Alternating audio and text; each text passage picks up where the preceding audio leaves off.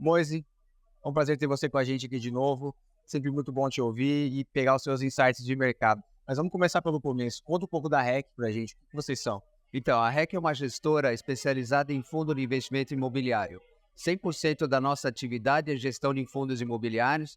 Atualmente nós temos 3 bilhões e 500 milhões de reais sob gestão, com 270 mil investidores, porque os nossos fundos são listados na B3.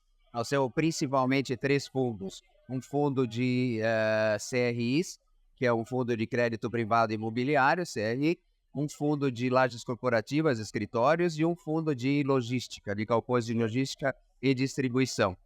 Legal.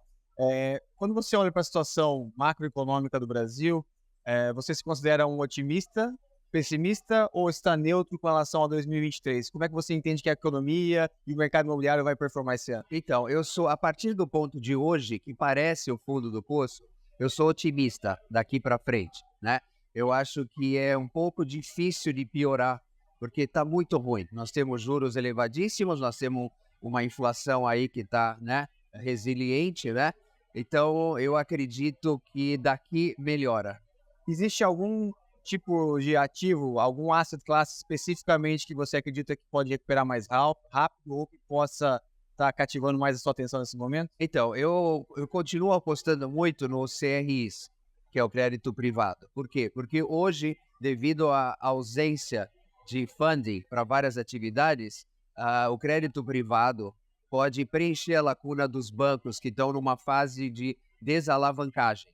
Então, CRI, com bons ativos como colateral, sempre com garantia imobiliária, é o que nós estamos focando. Então, alto retorno, baixo risco.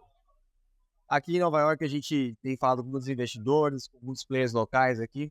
Eles têm uma situação um pouco mais complexa, talvez, do que a brasileira, por incrível que pareça, né? A gente estava falando um pouco sobre isso antes. Como é que você analisa o cenário americano e até, de certa forma, europeu e como que isso pode ou não se dialogar com o Brasil em algum momento? Exato. No Brasil, nós temos a sorte de ser menos sofisticados, né? Às vezes, ser menos sofisticado nos deixa numa posição mais confortável. O mercado brasileiro imobiliário não é tão alavancado quanto os Estados Unidos e a Europa. Então, a nossa situação não nos coloca numa posição de ter que vender ativos com um deságio muito grande ou mesmo a necessidade de vender. Então, o mercado imobiliário brasileiro, comercial, logístico, hotelaria, ele está meio parado, ele não tem transação, porque não se encontra o preço ideal do comprador e do vendedor e não existe a pressão de venda por parte do detentor dos imóveis porque ele não está alavancado. Aqui nos Estados Unidos, eles têm uma situação de alavancagem altíssima, né? E eles têm que cumprir com as obrigações do endividamento. Então, aqui eles são obrigados, sim, a vender a 20%, 30% abaixo do preço de aquisição ou do preço justo para cumprir com o endividamento, que não está sendo rolado. Então, os bancos e os credores não estão rolando ou não têm intenção de rolar essas dívidas. E é 1,5 trilhões de dólares. E essa situação americana está contaminando a América Latina e o Brasil, porque o pessoal, os investidores grandes, institucionais e globais, estão resolvendo o seu problema próprio dentro de casa. Então, o investidor ele não tem tempo de olhar fora. Então, exato. Então, você fala, o investidor estrangeiro, americano, canadense, virá ao Brasil? Não por enquanto. Por quê? Porque ele tem que resolver a sua cozinha primeiro, que é aqui que está muito complicado. Volumes maiores e uma situação muito mais iminente. Então, depois de resolver isso, pode levar 1 ou 2 anos, aí sim eles vão voltar a olhar investimentos no Brasil ou na América Latina em geral. E é uma pena. Por quê? Porque, normalmente, as grandes oportunidades estão nesse momento. Por exemplo, no Brasil, a gente está chegando oportunidades enormes em imóveis, fundos imobiliários, em CRI. E a captação está difícil, porque o investidor fica retraído nesses momentos, quando, na realidade, é hora de investir. Aí depois passa a crise, os preços sobem, Aí ele vai o pessoal se anima, aí o paga mais caro.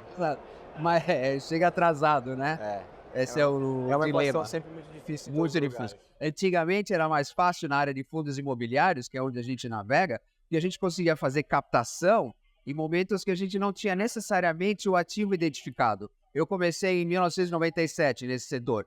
Então, você captava, esperava o melhor momento e investia. Atualmente, existe uma dinâmica de você mostrar o que você vai fazer.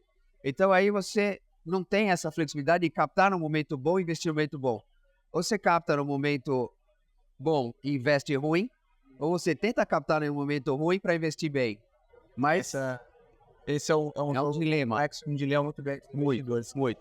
Falando um pouco da sua carreira de maneira muito rápida, você tem fatos e liderou empresas e participou de uma série de processos que são muito relacionados ao mercado imobiliário atual, como ele se apresenta, né? A gente o mercado brasileiro ele é muito novo em termos de sofisticação e pouco sofisticado, né? Como você mesmo disse, né? Eu sempre trabalhei no ramo financeiro, com gestão de fundos, gestão de recursos. E em 1997, eu percebi que existia um gap, né? Uma situação onde o mercado de capitais não se falava com o mercado imobiliário. Então, você tinha o mercado imobiliário sem liquidez, sem acesso ao mercado de capitais. E a regulamentação estava lá. Você tinha a lei de fundos imobiliários e a lei de alienação fiduciária. Então, naquele momento, eu decidi iniciar uma atividade para fazer a ponte entre o mercado de capitais e o mercado imobiliário. Acho que eu fui o primeiro. Então, começamos com fundo imobiliário. Nós fomos o primeiro a fazer fundo imobiliário direcionado para investidor privado, né? Já existia fundos imobiliários, mas em 99 fizemos o fundo de investimento do Shopping Higienópolis, que foi o primeiro para 600 investidores. Esses 600 investidores, em 1999, viraram 2 milhões e 100 mil hoje. Então, esse foi um fato marcante, eu acho, na minha trajetória. Depois disso, nós fizemos a primeira operação de securitização com subordinação e senioridade. Nós fomos na CVM pedir autorização. Fomos na CVM para solicitar fundo de fundos imobiliários. Fomos na Receita Federal para solicitar a isenção dos dividendos em fundo imobiliário. Então, trabalhando na nossa empresa, na construção da Brasília, na época, a gente também trabalhou junto às autoridades para inovar e reformular a questão legal. E outro evento marcante foi quando a gente vendeu a plataforma de real estate para o Banco BTG Pactual, em 2012. Então, lá a gente cedeu mais de 54 fundos, 15 bilhões de ativos de fundos imobiliários. Era uma plataforma com 900 funcionários, era a maior securitizadora da época. Então, nós fomos pioneiros, trabalhamos com as autoridades e ainda realizamos a venda do nosso negócio.